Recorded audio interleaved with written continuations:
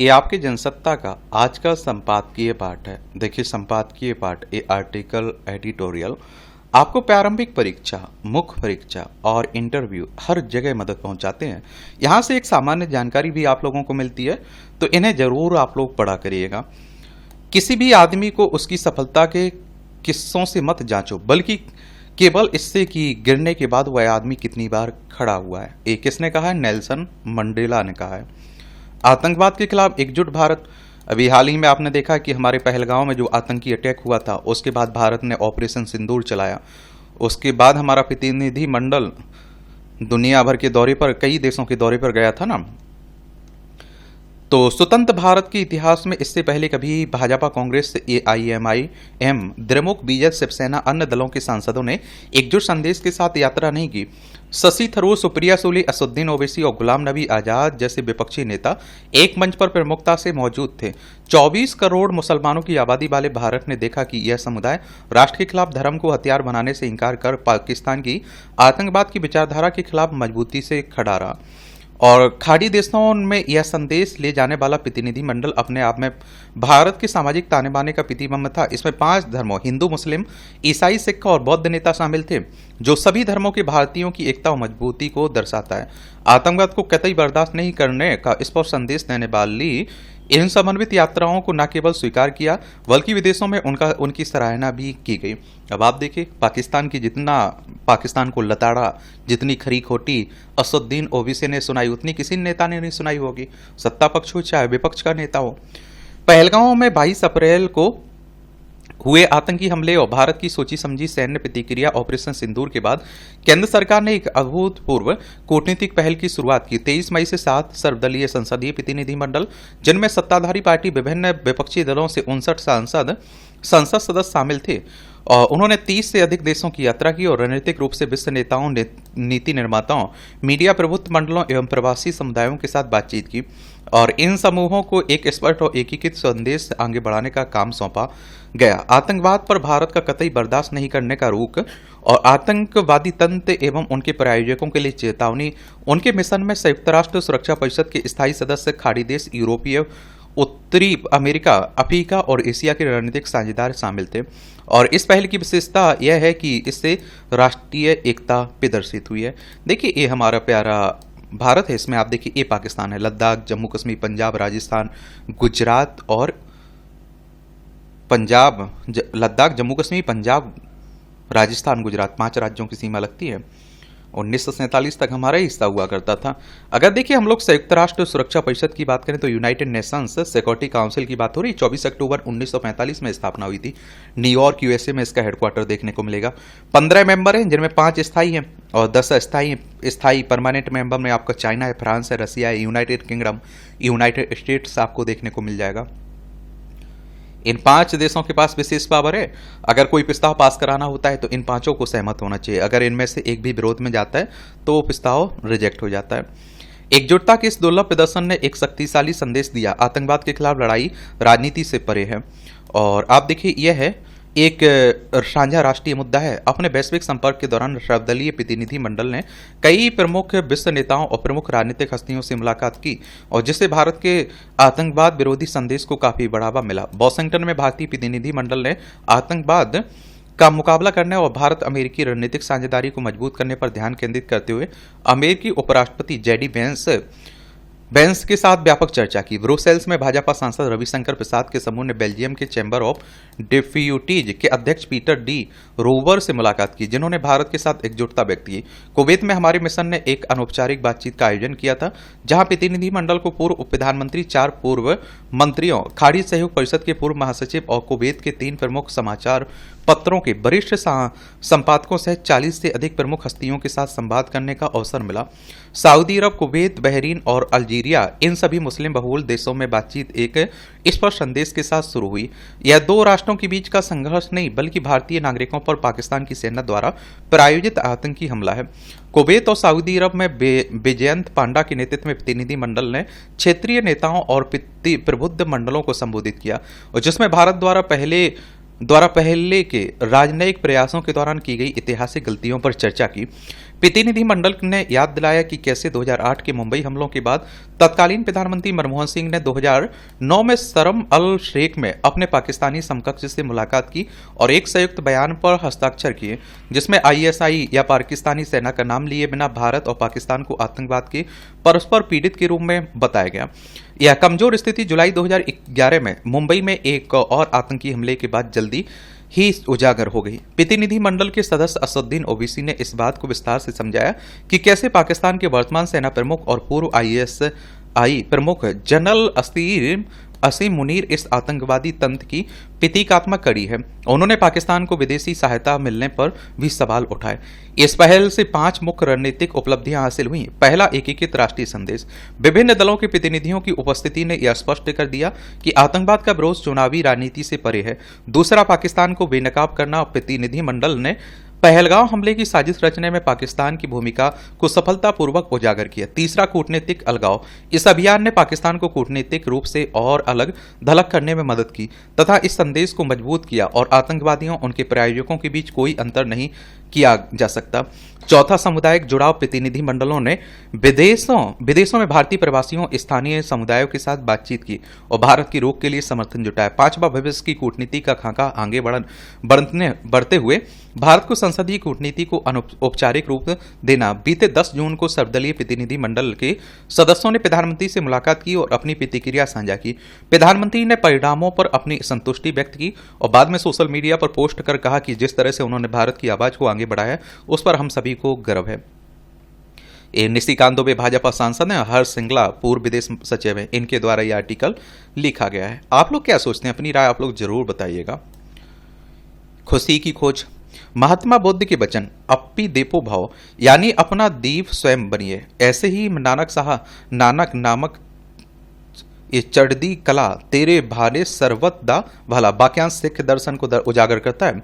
इसमें सम्मिलित 2 पंजाबी शब्द चढ़दी कला का अर्थ खुद को विजयी करना, ऊपर उठना और ऊंचाई की ओर बढ़ना। यह सकारात्मक आशावाद और आत्मविश्वास से सराबोर होने और कठिनाइयों से ऊपर उठने की मानसिकता का प्रबल प्रतीक है। दूसरे शब्दों में से उगता सूरज का पर्यायवाची कह सकते हैं। कहा जाता है कि जीवन में आने वाली कठिनाइयों के बावजूद सकारात्मक और आशावादी दृष्टिकोण बनाए अपनाए रखने से विजयी पताका लहा उठती है। यही नहीं, निहायत सामान्य शब्द जीवन का उतार चढ़ाव को कबूल करने और उनसे उबरने की क्षमता को भी परिभाषित करते हैं। ये आत्मविश्वास का संचार करते हैं और दिक्कतों का सामना करने के लिए मजबूत बनाने के साथ साथ तमाम कठिनाइयों को दूर करने की हिम्मत बांधते हैं। साथ साथ दूसरों का समर्थन और मदद जुटाने व कष्टदायी दौर में उनके साथ कंधे से कंधा मिलाकर खड़े होने की भावना को भी बढ़ावा देते हैं। सच है कि हर इंसान के भीतर अद्वितीयता छिपी है। उसे पहचानने और फिर निखारने से जीवन में शिखर यात्रा के रास्ते खुलने लगते हैं। एक व्यक्ति ने माली से पूछा कि उसके बगीचे के पौधे इतने सुंदर क्यों उगते हैं। माली ने जवाब दिया, मैं उन्हें पढ़ने से रोकने वाली बाधा को हटाता रहता हूँ। ऐसे ही हर किसी को अपने निखार में आने वाली बाधाओं को दरकिनार कर आगे बढ़ना चाहिए। जैसे मैं तुम्हें पसंद करता हूँ और मैं तुम्हें प्यार करता हूँ में अंतर होता है।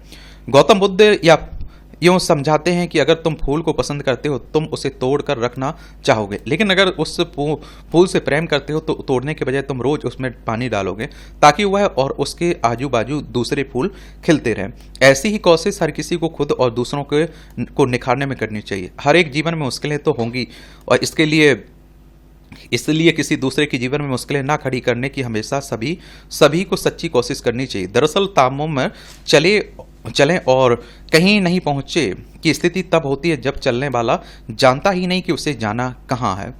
और आप देखते हैं कि बगैर लक्ष्य के चलते जाना या अपने लक्ष्य कार्यों को अधूरा छोड़ते जाना किसी को कहीं नहीं ले जाता, जबकि समय पर लक्ष्य निर्धारण करने और उसे पाने में जुटने भर से जीवन रोशन हो जाता है।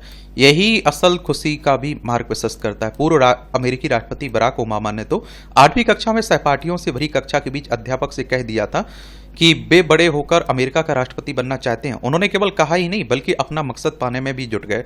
नतीजतन 50 साल से कम उम्र में ही अमेरिका के राष्ट्रपति बन गए। चूंकि योग्यताएं कर्म से पैदा होती हैं, इसलिए ज्यादातर स्कूलों में प्राथमिक से लेकर माध्यमिक कक्षाओं तक छात्र छात्राओं को भाषा, गणित, विज्ञान, सामाजिक शास्त्र विषयों की पढ़ाई के साथ साथ खेल, नृत्य, संगीत जैसे तमाम कला विधाओं को पाठ्यक्रम में शामिल किया जाता है ताकि बच्चे छोटी उम्र से ही अपनी रुचि अनुरूप लक्ष्य तय कर पाए, आगे बढ़ सके।